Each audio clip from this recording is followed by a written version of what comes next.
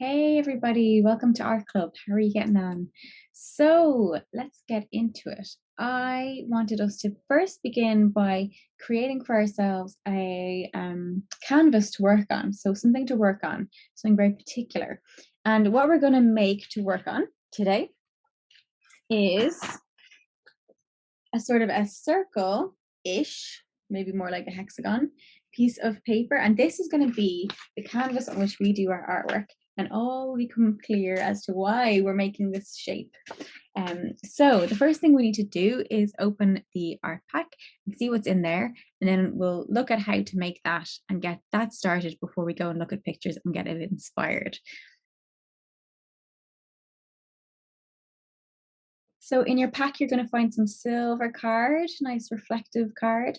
It's almost like a mirror, you can see through it. You're going to find some blue pages like this, folded in half, and a couple of stick-on gems as well that you might like to use for your artwork today.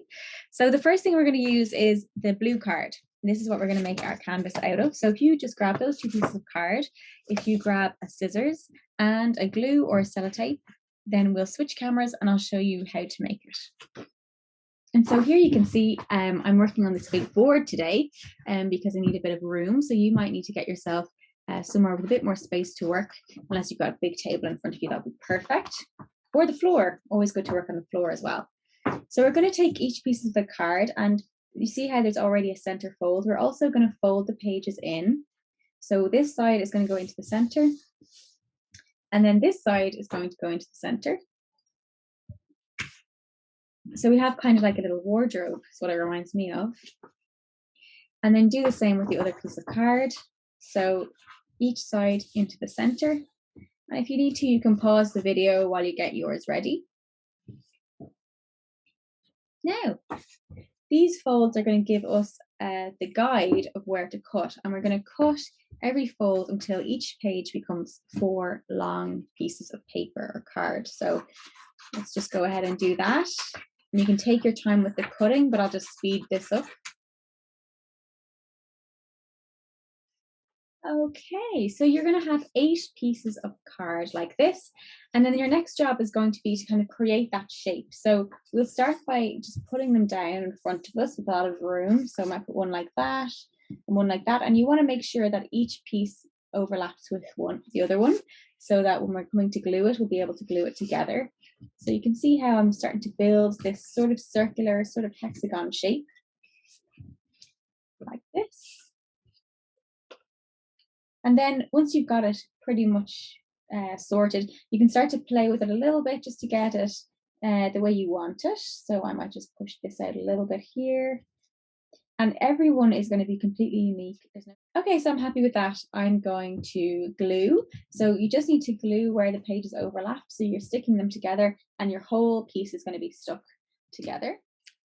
All right, so check it out. We've got our piece that we're going to work on.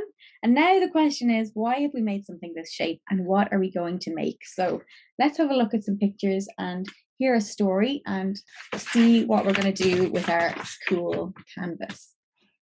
Here we have the River Boyne on a map, and you can see this blue line here that kind of curves around. That's the river rushing down to the sea just here. And all around it is some really amazing things. This is in the east coast of Ireland. So for a long time, this river and all around that valley has been really fertile, and lots of very important kings and queens and all kinds of people have lived there. So there's lots and lots of stories to be told from the area. And if you even go to one of the museums, you can see in Dublin, the National Museum there's loads of artifacts being found where they're trying to piece together who were the people who used to live there and what kind of lives they used to have. So this is the story of the River Boyne and of one of the great stories of one of the gods and goddesses that lived in the very, very, very far past in Ireland, or so the story goes. So one of the things that you can see here, I think, quite well, is this is a picture of the river and its arch. And above here is this sort of pattern in the sky, in the stars, and it has a very similar arch. So there is a story about this and how they connect. Here is the source of the river Boyne. So it's very small. You'd almost miss it if you were walking by, probably. But if you had a look in there, this is what you'd see: a well with a very, very deep, dark pool of water. Well, there was a goddess called Boann. The goddess Boann's name meant white cow. This may have been something to do with the fact that maybe she was very pale, like the white cow's fur, or perhaps like the white cow's milk. And she was very powerful and very curious. And anytime she heard about something, she always wanted to check it out for herself. So she had heard of this well that was a sacred well, very important, but completely forbidden, that you were not supposed to go near. So she, of course, decided she was going to go there to this magic well that was forbidden and see it for herself. So she went to the well and she came across it and she had a look in, and in there she saw this dark pool of water, and she was very mesmerized by it. As she was staring at it, she felt that she could feel a power from it. And she did something that is very dangerous to do in the world of magic, and that is that she walked counterclockwise, anti-clockwise around the well. So the laws of nature in the northern hemisphere where we are, we see the sun moving clockwise across the sky. So they always thought that if you were to move against that sort of natural pattern and go anti-clockwise around something, that you were sort of challenging the magic and almost aggravating it, and something was going to happen. So there she was, walking anti-clockwise around this well, staring into that dark pool of water. And as she was looking into it and feeling its power, it started to glisten, because the well itself and the water could feel her power, and it was completely mesmerized by her. So this continued for a while, her staring down in the water, feeling the power from her.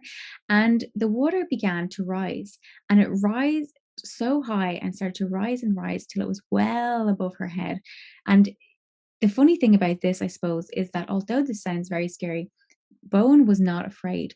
She was actually the opposite. She was completely at ease with this very powerful pool of water that had risen up above her, but she was also mesmerized by it and completely enthralled by its power and its beauty. And similarly, the water was completely enthralled with her power and her beauty. And so she dove into the water, and the water dove towards her, and she turned into water. And together they glistened and they covered the land, and they began to race out to the sea. The water raced out towards the sea. And as it did so, the top of the water was glistening. It was full of magic and amazing power. And Bowen had now become part of the river, and together they traveled. They covered the land, they covered flowers, they covered houses, they covered animals and everything, just racing out, full of power and kind of majesty of nature. And animals that are like being in the water joined them. So fish appeared in the river, otters appeared in the river, anything you can think of that might live, maybe frogs, all kind of appeared in the river, and together they raced out towards the sea. And once they hit the sea, that glistening water started to rise up again into the sky and created an arch, like a rainbow across the sky in the same pattern as the river, create and leaving a trail of stars as it went, glistening stars. And the glistening arch of stars joined with that glistening river, and it created this silver circle of stars reflecting water, water reflecting stars. And it was a great coming together of the stars and the heavens and the sky and the earth and the water. So the river became named Boyne, which is the River Boyne, now after Boann, the white cow goddess, who's now this river goddess at one with the water. And the big pattern of stars that came up and over the head as an arch of a rainbow became called Balak on Bo Finna, which means the way of the white cow. So both the river and this pattern of stars are named after Boann. And the thing about this pattern of stars is it's not unique to Ireland. It's actually something that can be seen from everywhere. And it is, in fact, in English called the Milky Way. So, again, related a little bit to the idea of a cow. And the Milky Way is the galaxy that we live in. And in that galaxy, there is our star, which is the sun, and all the planets, as well as another 17 billion stars. Every one of those stars, those 17 billion stars, could have planets circling around them, could have all kinds of life and things out there. Who knows what's out there? And around the world, there's lots of stories about the Milky Way, what you can notice from these stories is they're often coming back to the idea of white cows or milks or silver rivers or milky rivers and pools of milk. The names often reflect similar ideas. So this idea that we have in Ireland is not actually as unique as you might think. It turns up in lots of countries and lots of cultures. And here you can see loads of beautiful images of it. These ones are taken from Bolivia, where there is a salt flat with a tiny bit of water, and the stars reflect beautifully down there. And you can see that kind of way that the arch of stars could create a circle with the water reflecting them beneath. So we are going to work on our pieces of paper, which are two arches, the arch of the sky and the arch of the river, coming together to create a circle. And we're going to use it to tell the story of Boann, how she came to this well and looked into it, moved anti-clockwise around it, and how she became part of the water, rushing out to sea and then up into the sky, creating the Milky Way. You might like to think about the animals, the creatures, the plants, and everything that she met as she traveled across the earth as water. And then what did she find when she went up to space and created the Milky Way? Was there other life up there? Did she bring some of those animals with her? In my story, I have her taking some otters up there. So, how to start?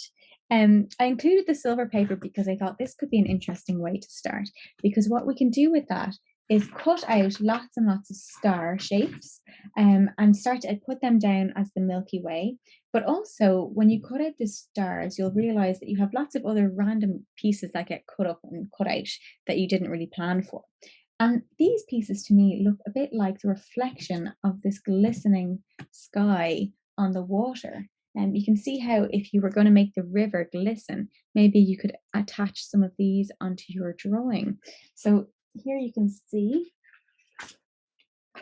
I've used it to create stars. And down here is where I'm going to start attaching those off-cut pieces to make the river glisten down below. And that is the art club for today. All right, so it's time to get started with your artwork. I say cut your stars out, get them down, then make that river glisten, and then start at the beginning of the story and start telling the story as you move around the circle. And hopefully you'll, in the end, have this beautiful wheel full of really cool imagery and ideas, and they look so good up on the wall. One of the things that came up when we did it in art club was some people attach things to hang in the center as well. So maybe even you could make a few stars that are going to hang down, or maybe an animal or a creature.